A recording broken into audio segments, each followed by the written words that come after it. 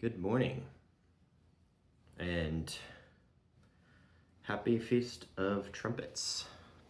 Now, I would say that this is the most important Christian holiday of our age. A lot of Christians don't even know what that is. Feast of Trumpets. What is that? I know Christmas. Well, I try to tell my dad, hey, you were born on a Feast of Trumpets. And my family kind of thinks, well, those feasts have been done away with. You know, gone at the cross. They're just Old Testament things. But if that was true, I'm going to tell you guys the easiest way to debunk that thinking, by the way. So there's 7 feasts. In the feast before the Feast of Trumpets, which is the Feast of Weeks, in the Greek, that's just Pentecost, because it's 50. You have to count the 50 days. So in Acts, don't you guys know the story of the Holy Spirit coming down in the upper room? Well, those Christians, by the way, who believed in Jesus, they were meeting together in an upper room, not in the temple. Now, I'll give you, it was in Jerusalem, but remember the law, when it said where to go, it never says specifically, oh, it always has to be this building. It says you have to go where the presence of God is, right? I mean, I could be wrong because I haven't studied that much to know all the details exactly, but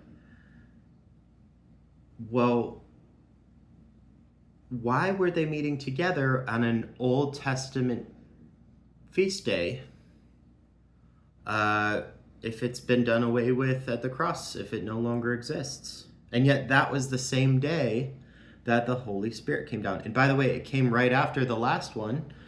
The last 3 feasts that lined up with Jesus' death, burial, resurrection, the Passover.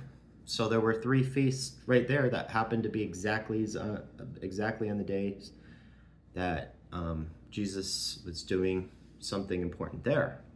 So if there's going to still be something important in the future that's going to happen, maybe things talked about in Daniel and in Revelation, then maybe those will line up with these last 3 feasts that are coming up. And so the next one would be the Feast of Trumpets. So that doesn't really tell you which year, but it tells you which day of the year that something important might happen. Now, some people will say, well, we don't know when the day of the rapture will happen. Okay, well, there's different events that are happening too. It's not just one event, one thing, okay? Because there is something that seems like it would be a surprise event, but that's the one that comes after the Feast of Trumpets. That's the Day of Atonement. It's a little more scary one, and it's not something that starts at the beginning of a month. It's something that it's like in between. So it seems like it indicates that the time could be a surprise time. But the Feast of Trumpets is not really a surprise time. It's a very consistent time. It's the first day of the 7th month. So there's important feasts in the 1st month and in the 7th month. So, and the one in the middle is the debunking one, okay? The Feast of Weeks, the Pentecost. Ask your family, ask your friends, well, what about the Pentecost? Why were the Christians meeting on it?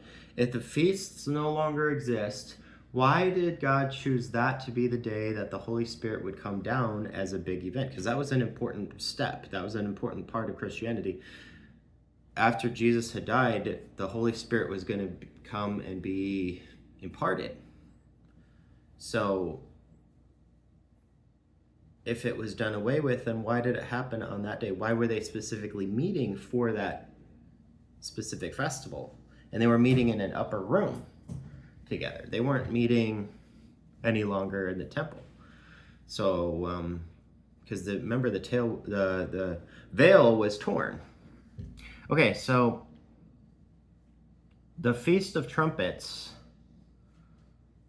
I think it represents something that's going to happen soon. But it's a positive feast, remember. So it's not going to be necessarily scary to everyone, even maybe people you'd say left behind. It's more of an announcement. It's more of like a big, It's more of like a big positive announcement of some type, I'd say, if you'd have to guess. Because if you just look at the nature of the feast, I mean, I can't really say for sure, because I mean the Feast of Weeks is like a harvest, but that's like the Holy Spirit coming down. I don't know if I would have guessed that.